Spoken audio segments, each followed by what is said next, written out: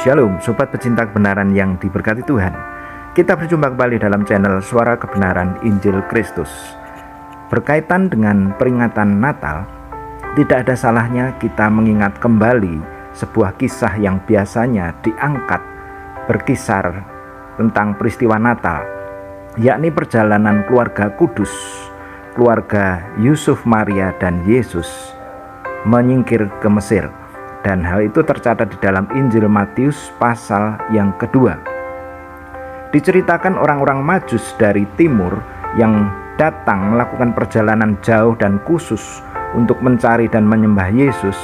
Sesudah itu malaikat Tuhan hadir di dalam mimpi Yusuf dan memperingatkan mereka untuk segera lari ke Mesir karena Herodes bermaksud untuk membunuh Yesus. Dan kemudian dicatat terjadinya penyingkiran ke Mesir dalam Matius pasal 2 ayat 13 sampai ke 15. Berlanjut peristiwa pembunuhan anak-anak di Bethlehem ayat ke-16 sampai ayat ke-18. Kemudian ditutup dengan kisah kembalinya keluarga kudus dari Mesir pada ayat ke-19 sampai ayat ke-23.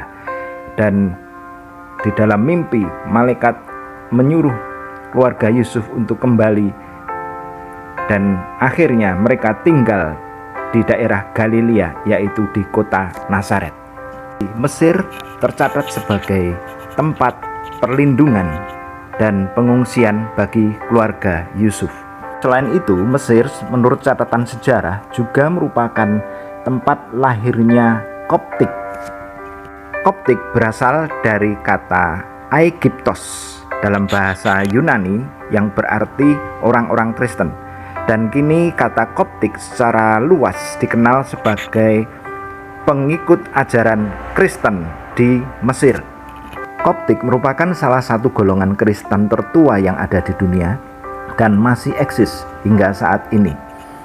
Injil Kristus sudah masuk di Mesir sejak pertengahan abad pertama. Ia masuk melalui pintu kota Alexandria dan disebarkan oleh Rasul Markus.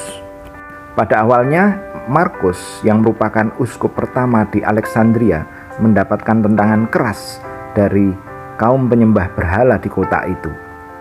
Namun lambat laun, seiring dengan berjalannya waktu, kekristenan mulai bisa diterima dan datanglah utusan-utusan Injil lainnya, sehingga Alexandria pun sempat menjadi pusat peradaban Kristen. Kristen Koptik akhirnya dibentuk melalui kata-kata, budaya, serta sejarah Mesir kuno yang kemudian mengakar, bertumbuh dan berkembang di Mesir, membentuk sejarah gereja Koptik. Dari Mesir, di mana kekristenan bertumbuh, Injil dibawa sampai ke Armenia dan Ethiopia. Keduanya dikenal sebagai negara Kristen.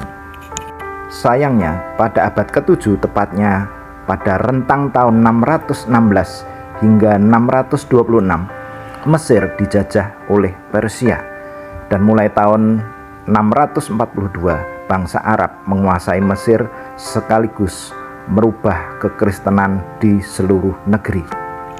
Mereka menerapkan hukum yang diskriminatif, merusak gereja, dan memenjarakan para pemimpin gereja Koptik.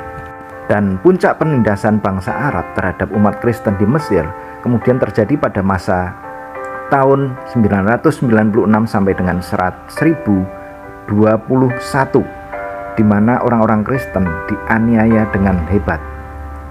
Kemudian bahasa Koptik yang merupakan bahasa mayoritas bangsa Mesir yang digunakan juga dalam ajaran Koptik diganti menjadi bahasa Arab. Gereja Markus di Alexandria dihancurkan, dan kemudian Koptik pun mulai menjadi agama minoritas di Mesir.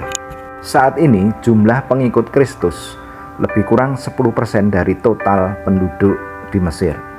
Lalu bagaimana keberadaan dari Kristen Koptik saat ini dan suasana Natal di Mesir sana? Puji Tuhan, selama 2-3 tahun belakangan ini terjadi perkembangan yang cukup mengembirakan. Presiden Mesir dan pejabat-pejabat negara lainnya juga menghadiri Natal di gereja Koptik. Selain itu, imam besar dari Al-Azhar Kairo beserta pemimpin lembaga-lembaga Islam terkemuka di Mesir juga mengunjungi katedral gereja Koptik untuk bertemu dengan Paus Tawadros II yang merupakan pemimpin tertinggi gereja Koptik, menyampaikan selamat Natal kepada Tawadros II dan saudara-saudara Koptik di Mesir.